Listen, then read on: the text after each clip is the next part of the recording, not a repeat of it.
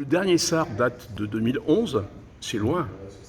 Oui, effectivement. Donc, comme c'est prévu par les textes, il y a une révision qui est prévue au bout de 10 ans. Il y a une nécessité effectivement de faire cette révision après un bilan qui a été établi. Donc, effectivement, la collectivité régionale a fait ce bilan en 2021 et elle a conclu au fait qu'il fallait effectivement réviser le document parce qu'il y avait une série d'adaptations à faire au niveau des textes, des nouveaux textes législatifs qui sont sortis, comme la loi climat et résilience, mais également aux évolutions du territoire, où l'on voit effectivement que le territoire est confronté à de nouveaux défis, comme effectivement la dynamique démographique qui a évolué.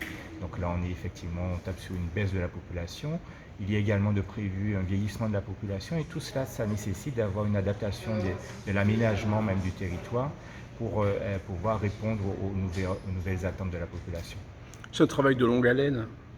C'est un travail qui est très long parce qu'effectivement, ça nécessite de prendre en compte les attentes de la population, d'où la concertation qui est à l'heure actuelle en cours, mais également de faire un travail de fond avec les collectivités, les EPCI et les communes pour pouvoir faire en sorte que ce document puisse être bien mis en œuvre par la suite par ces différentes structures.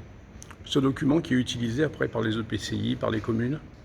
Oui, effectivement. Donc, dans la hiérarchie, on va dire des documents, le SAR est un document qui fixe des orientations générales pour l'archipel, mais après, derrière, les PU et les SCOT qui sont portés par les autres collectivités, comme les communes ou les EPCI, vont pouvoir intégrer cette vision globale à l'échelle de leur territoire. Et donc, c'est tout l'enjeu, en fait, de la démarche, de pouvoir faire en sorte que par la suite, ce qui a été prescrit dans le SAR puisse être repris après et décliné dans les différents documents.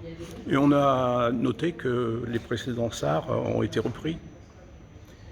Alors, le précédent SAR de 2011, comme je l'ai dit, effectivement, il y a peut-être des choses effectivement à garder, mais il y a surtout des choses à faire évoluer, et c'est tout le sens de la démarche en fait.